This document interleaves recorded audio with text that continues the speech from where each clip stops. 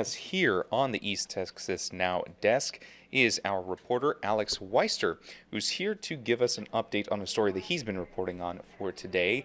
Texans on mission, hosting disaster relief training to actually allow people to get credentialed for disaster relief. So talk to us a little bit about that, because I didn't even know that there was certification in this. Yes, and so basically it's just that they'll pay a certain upfront thing, of course. This is a nonprofit group, so the money doesn't go to the group. They have a lot of things that they do, so this goes to help fund the, shower trailers, the laundry trailers that they have when they get sent out to these different disasters. It goes towards helping that. In terms of the actual training itself, all of the trainings are free. So if you've already paid for that credential, you can go there and you can learn all of these different aspects from asset protection, which is, of course, if they have these trailers out there, they have these mobile kitchens out there, they, of course, have security who keeps watch over all of these different assets, whether it's during the day or at night when people have gone to sleep and they may not be working. They still have people up watching these. They have laundry crews. They have, of course, kitchen staff, water, fire relief crews. If tornadoes have come through and there's trees down in houses, they have specialty chainsaw training to go out and be able to work on those trees. So it's a lot of different things that they do. All right. Well, you covered this a little bit just now, but this training is supposed to give people a chance to learn how they can help. Yes. In these situations, these some worst case scenario situations. Yes. What kind of things are they learning? How are average people learning to help in these sorts of situations, whether it be a flood or a fire or severe weather in general? And of course, with severe flooding and fire, those are situations that may be a little more difficult to get hands-on training and set that up in immediacy. So of course, with this group, they've been out, they've done this before. So with that firsthand experience, they can show them, this is what we've gone out to do. This is what you can expect. These are different situations that we have seen that you would be expected to do, so they can be caught up and know exactly what they would need to do if they are called out to any sort of situation. The more hands-on things, the shower prep, the laundry prep, that can be hands-on, and they were able to go hands-on with the more of the chainsaw training, and that's something that we've seen a lot here with trees falling down, falling on houses, blocking roadways. These crews get experience with that, so they went through the property, they were able to bring down trees that may have been dangerous to walkways. There was one smaller tree that was down on a property. They were able to remove that. So there is some things they can do hands-on, but there's other things that they sort of have to rely on their expertise to be able to tell the people as to what they would be expecting. Now, more on this group, Texans on Mission. I see here in the description of your story that this group is actually one of the many that were sent to Kerrville. Yes. To help in that flood recovery effort. Were you able to hear a little bit about how their experience was helping in that tragedy? And I asked him, that's of course a major event. That is at the top of the line of how bad things can get. And so I asked them, is this something that maybe shifted or changed how you guys would train?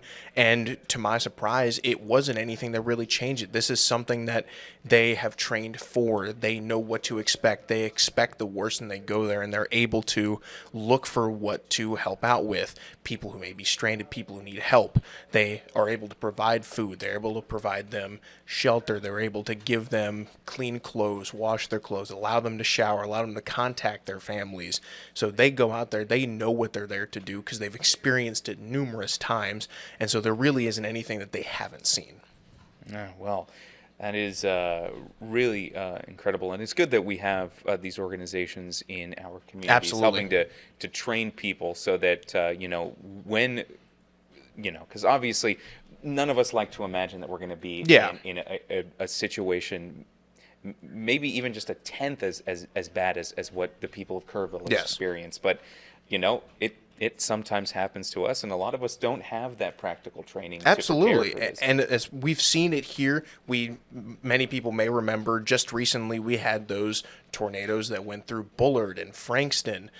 Texans on Mission had people come out to that, and some of the people that are helping out, they may just be your neighbors. Some of these people I've heard were from Lindale, they were from Tyler, they're from all of these different East Texas areas, and they were at this training.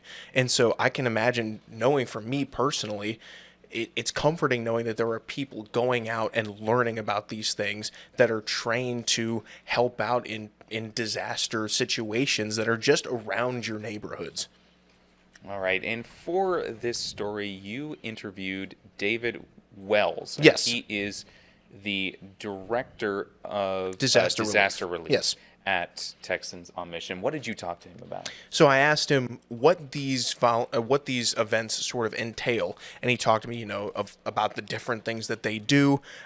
They can become credentialed, and if there is anything to happen, they are putting these different groups, and whenever they're going to be mobilized, they can be notified. They can go out with these crews across the state or across the country, and they can help out. And today, they brought them all together. They taught them what to do. And it was just basically a day to show people what is possible within your community and across the state, that if there is something to happen, you can be someone to go out there and you can help out these people affected. All right, let's go ahead and hear that interview you did earlier today with David Wells. And so tell me a little bit about what we're seeing going on here today. This is our initial training for most people. Sometimes it's their first point of meeting us. It's our orientation. Some of them have heard about us. Some of them have done the background checks and everything like that. So they're doing the orientation, then just get certified with us and everything. And then we have specialty training, which is chainsaw, flood recovery, shower, laundry. And they're doing that this afternoon or the rest of the morning. So this is some of our training for them to be ready to go bring that help, hope, and healing. And how often are these trainings done across the state? Across the state, we do them every spring and every fall. And then we also have online training that we offer also, same type of training they could do online to volunteer with us also. How important are these trainings to help you guys be able to do what you do? Yeah, preparation is a key for us. Being prepared to share the gospel, being prepared to do what we do in an efficient and a proper manner. Some of our trainings is all about safety. Everybody will tell us, hey, I've run a chainsaw all my life, and then I'll ask them, so, well, have you ran one with 20 people in the yard with you? And they're like, no, that's what we're doing. So a lot of it is safety for them. Same thing with food handling and our feeding and everything, so that we can do everything proper and efficient. And talk about that wide array of training that you guys are doing to basically have something for anybody to be able to help out. Yeah, we have anywhere from watching a video, of the parking lot surveillance type of thing to the hard chainsaw stuff. Folding laundry is one of our ministries, so we have a opportunity for everybody in there to do their work. And now being able to get someone certified and go through these trainings, what does that allow them to do with the group? It allows them the freedom to stay with us and to know when we're going and be involved in the teams that are going, to do more training on hands-on training, gives them the opportunity to do that, to just be more informed. And whenever they do get certified, what is that process of them maybe being called out? How would that look? Yeah, they would. Well, in the certification part of that, they're getting connected to teams. They're getting connected to their leadership, and then when those teams are called out, then they're on their database, and they have that opportunity to go with them or not go with them. Yeah. And now, of course, with the most recent Kirkville tragedy that we've seen, did that sort of change any of the training for you guys? Did you tweak some things after going through situations like that? No, we've been through a lot of those situations. Kerrville, Uvalde, a lot of those different situations. Our chaplains were ready for it. Our chaplains are really able to respond to that in a very efficient way. And it was good that our training came in very well, because we knew what we were doing. It wasn't something we had to learn while we were there. And after stuff like that, you usually see, I guess, an uptick of people wanting to come out and help after learning about something like that? Yes, we do, very much. It draws on people's hearts to do that. And a lot of those people will be involved with us through the years. Right now, a lot of my volunteers started during Harvey. So when you start talking to them, when did you start? I started after Harvey or after Katrina. Some of them in the years to come, well, I started after Kerrville, so, yeah. And with these trainings, Are these practical situations that they can expect to see whenever they would go out? Yes, yeah. Some of them we've got several units here on site. So we have chainsaw units here on site, and they'll cut some trees down this afternoon. We have a shower unit on site that they'll get to look at and get to put their hands on it. Those type of things, yeah. And how special is it to see people? Of course, we saw the room full there. Want Yeah. to be able to come and be a part of this group and help. Oh, that's just always blesses my heart. I've been involved in this for about 25 years, and people have told me for 25 years you're aging out, and I tell them, well, we're aging in also, and so this helps see the rotation of people coming in. Is always encouraging to me to see that. And how important are all of these volunteers today to Yeah. your guys' mission? Yeah, they're everything. They're everything to us. I mean, we can't do it without those volunteers. I'll go on a site in a church and a city will be asking me to come, and I say, yeah, we'll come. But it's totally dependent upon the volunteers if they show up or not. And they do. They do every time for me. So. And this is just background information. This isn't necessarily going to be used. Right. These different events are free. I know that the actual certification, I Right. think it was 30 if I'm not mistaken. $30. Yeah. But the actual trainings, those are all Yeah, free? yeah. Okay. Yeah. We incur some of our costs for the badges, for the background checks and all those type of things. So yeah, but everything else is free. Yeah. And with these trainings, do you guys try and make sure that they're as realistic as possible to make sure that when these people are called out, they are ready to go? Yeah, we do. And the trainers themselves are the actual people that go out on the sites and go out and do the work, so that they make it as practical as they can. Yeah.